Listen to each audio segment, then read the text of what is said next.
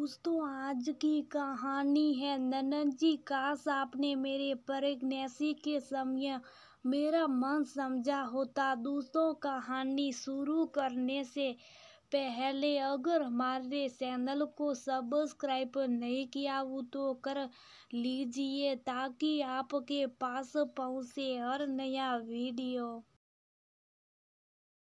नर्मदा, तुम्हारी बहू की अभी ये हालतें, न जाने बच्चा होने के बाद क्या होगा। जो खुद को नहीं संभाल पाती वह अपने बच्चे को क्या संभालेगी।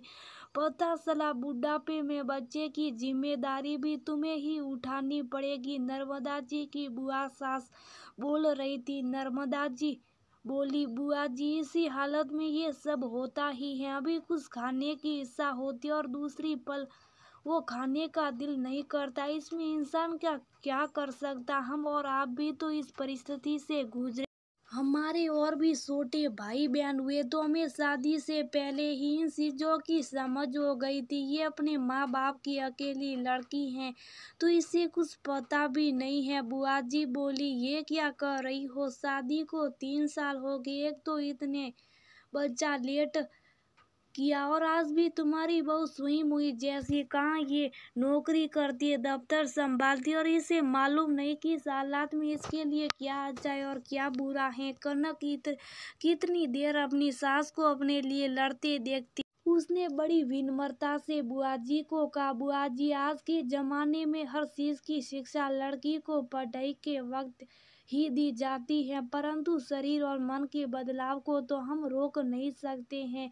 क्या करूं, थोड़ी देर पहले चावल खाने का मन था, रोटी खाने की इच्छा हो रही। अब आप बताइए मैं क्या करूं। नर्मदा जी कनक से बोली, बहू तुम थक गई होगी, जाओ अपने कमरे में आराम करो। मैं तुम्हारे लिए रोटी तुम्हारे कमरे में ही भिजवा देती हूँ, लेकिन ध्यान रखना दूध का गिलास पूरा खत्म होना चाहिए। कनक ने मुस्कुराते हुए हाँ में इशारा किया और वहां से चली गई। नर्मदा जी अपनी बहू के लिए रोटी बनवाई और फिर खुद अपने हाथों से उसमें घी लगाकर और साथ में छोटा सा अचार का टुकड़ा भी डाल दिया ताकि उसके स्वाद को लेकर कनक पूरा खाना खत्म कर दे। ये सब दूर खड़ी बुआ जी देख रही थी। शाम में बुआ जी नर्मदा जी से बोली, नर्मदा, तुम अपनी बहू को कुछ ज्यादा ही सर पर चढ़ा रही हो। तुमने भी तो 2 बच्चे जने है, तुम तो इतने नखरे नहीं करती थी। आज अगर भाभी होती तो मुझे ये सब समझना नहीं पड़ता। फिर भी देखो, इतना खिलाने पिलाने के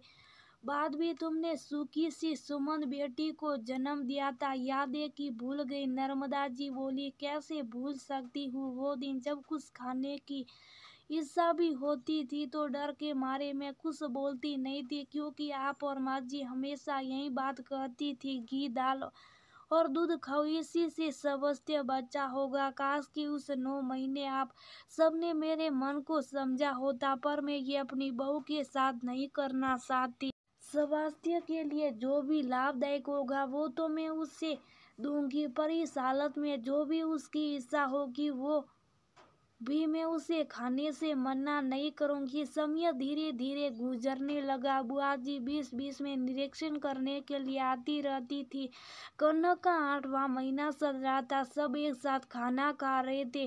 कनक अपनी सास से बोली, मम्मी जी, मुझे एक रोटी खाने की इच्छा हो रही है, पर मेरा पेट भर गया है। नर्मदा जी उसके सेहत को देखकर मुस्कुरा रही थी तो बुआ जी बोली, कनक बहू, तुम्हारे नखरे तो खत्म ही नहीं होते। शुरुआत में भी तुम नखरे करती थी, अब 8वां महीना चल रहा है तभी तुम रग नहीं करती हो। नर्मदा जी उनकी बात को काटते हुए बोली, बहू, मन हो रहा है तो एक और रोटी खा ही लो।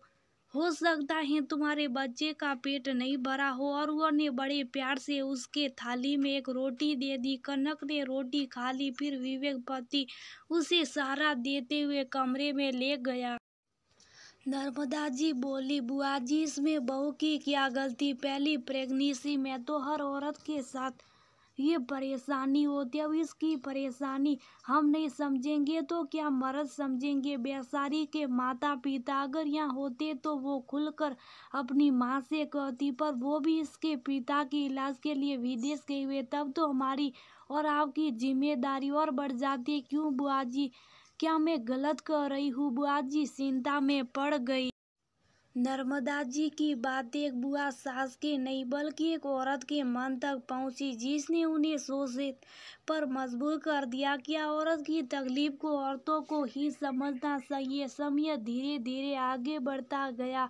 कनक की संजगी का समय नजदीक आ गया। बुआ जी भी अब जल्दी जल्दी वहां आती थी। एक रोज कनक को बहुत पीड़ा हो रही थी। उसे अस्पताल ले जाने की तैयारी की। बुआ जी रास्ते में कनक का हाथ पकड़ के बोली, बहुत चिंता मत करो, पहली जिंदगी में ये दर्द होता, दर्द सहोगी तभी तो माँ बनने का सुख पाओगी। तुम्हें कुछ नहीं होगा, हम सब तुम्हारे साथ है। बुआ जी के कितने प्यार भरे शब्द मानो कन्नों को उस दर्द से राहत दिला रहे थे। वहीं नर्मदा जी भी बुआ जी के मुंह से इतनी प्यारी शब्द सुनकर मानो अपने मन के पुराने कड़वाहट को भी वह रास्ते में ही छोड़ आई। थोड़ी देर बाद नरस एक छोटी सी नन्ही परी को लेकर आई और नर्मदासी से बोली, बधाई हो, आपको पोती हुई है। बुआ जी बोली, बताओ भला, बहू ने तो उतनी घी खाई भी नहीं जो हमारे जमाने में खिलाते थे, फिर भी समझते बच्ची पैदा की। सच कहते हम बूढ़े हो गए, अब हमें भी बदलने की जरूरत है। दोस्तों, पुराने जमाने के नुस्खे बहुत ही कारगर होते, परंतु नए जमाने के हिसाब से उन नुस्खों को थोड़ा परिवर्तित किया जा सकता, ताकि हमारे बड़ों का मन रह जाए और हमारे मन की इच्छा भी पूरी हो जाए। क्योंकि औरत के दर्द को पहले औरत ही समझती है, ना कि कोई मर्द। ये तो प्रकृति का नियम है।